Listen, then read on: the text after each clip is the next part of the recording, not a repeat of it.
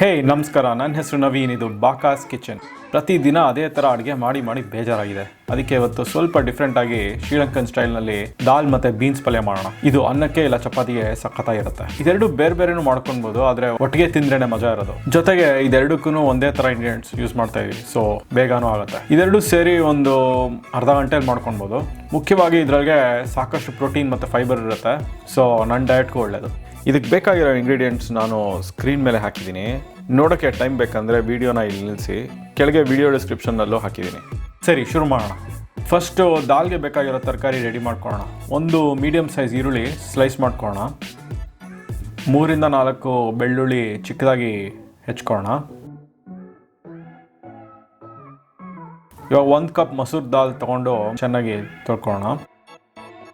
ಇವಾಗ ಇದನ್ನು 1 ಕಪ್ ನೀರು ಜೊತೆ ಬೇಯಿಡೋಣ. ಬೇಕಾದಾಗ ಸ್ವಲ್ಪ ನೀರು ಹಾಕ್ಕೊಬೋದು. ಇದಕ್ಕೆ ಇವಾಗ ಅರ್ಧ ಕಟ್ ಮಾಡಿರೋ ಈರುಳ್ಳಿ, ಅರ್ಧ ಬೆಳ್ಳುಳ್ಳಿ ಹಾಕ್ಕೊಳ್ಳೋಣ.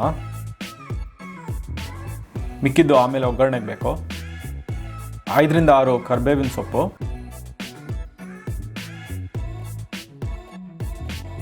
ಅರ್ಧ ಟೀ ಸ್ಪೂನ್ ಅರಿಶಿನ ಹಾಕೋಣ.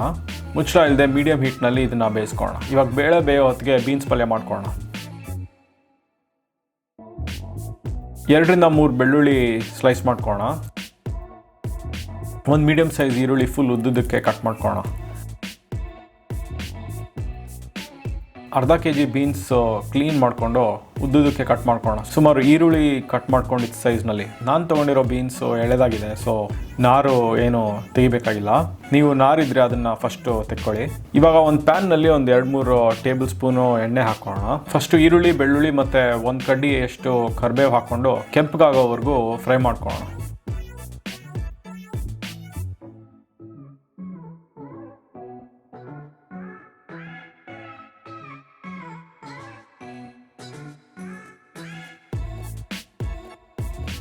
ಉಪ್ಪು ಅವಾಗ ಸ್ವಲ್ಪ ಹಾಕ್ತಿರೋಣ. ಇದಕ್ಕೆ ಇವಾಗ 1/4 ಟೀ ಸ್ಪೂನ್ ಜೀರಿಗೆ ಪುಡಿ, ಅರ್ಧ ಟೀ ಸ್ಪೂನು ಧನಿಯಾ ಪುಡಿ, ಅರ್ಧ ಟೀ ಸ್ಪೂನಷ್ಟು ಅಚ್ಕಾರದ ಪುಡಿ ಹಾಕೋಣ.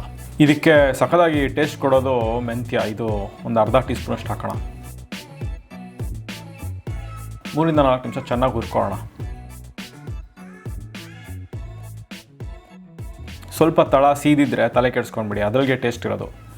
ಸ್ವಲ್ಪ ಉಪ್ಪು ಮತ್ತು ಅರ್ಧ ಟೀ ಸ್ಪೂನ್ ಅರಿಶಿನ ಹಾಕೋಣ. ಬೀನ್ಸ್ ಹಾಕ್ಕೊಂಡು ಚೆನ್ನಾಗಿ ಮಿಕ್ಸ್ ಮಾಡೋಣ.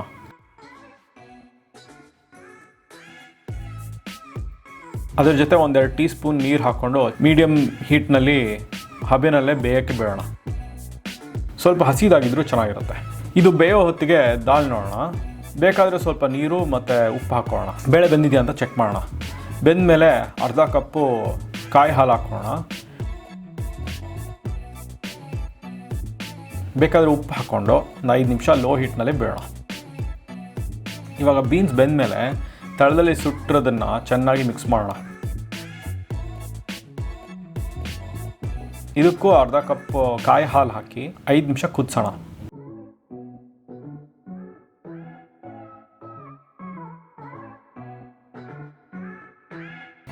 ಬೀನ್ಸ್ ಪಲ್ಯ ಆಯಿತು. ಬೇಕಾದರೆ ಬಡ್ಸ್ಕೊಳ್ಳೋಕ್ಕಿಂತ ಮುಂಚೆ ಸ್ವಲ್ಪ ನಿಂಬೆಹಣ್ಣು ರಸ ಹಾಕ್ಕೊಬೋದು. ಕೊನೆಯದಾಗಿ ದಾಲ್ಗೆ ಒಗ್ಗರಣೆ ಹಾಕೋಣ. ಸ್ವಲ್ಪ ಎಣ್ಣೆ ಬಿಸಿ ಮಾಡಿ ಮಿಕ್ಕಿರೋ ಈರುಳ್ಳಿ ಮತ್ತು ಬೆಳ್ಳುಳ್ಳಿ ಹಾಕೋಣ.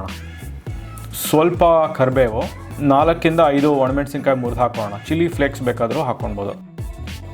ಅರ್ಧ ಟೀ ಸ್ಪೂನ್ ಅರಿಶಿನ, ಸ್ವಲ್ಪ ಉಪ್ಪು ಹಾಕ್ಕೊಂಡು ಈರುಳ್ಳಿ ಕೆಂಪಗಾಗೋವರೆಗೂ ಹುರ್ಕೊಳ್ಳೋಣ. ಕೆಂಪಗಾದಷ್ಟು ಸಖತ್ತಾಗಿರುತ್ತೆ. ಲಾಸ್ಟ್ನಲ್ಲಿ ಅರ್ಧ ಇಂದ 1 ಟೀ ಸ್ಪೂನ್ ಸಾಸಿವೆ ಹಾಕೋಣ. ಸಾಸಿವೆ ಸಿಡಿಯೋದೇನು ಬೇಡ.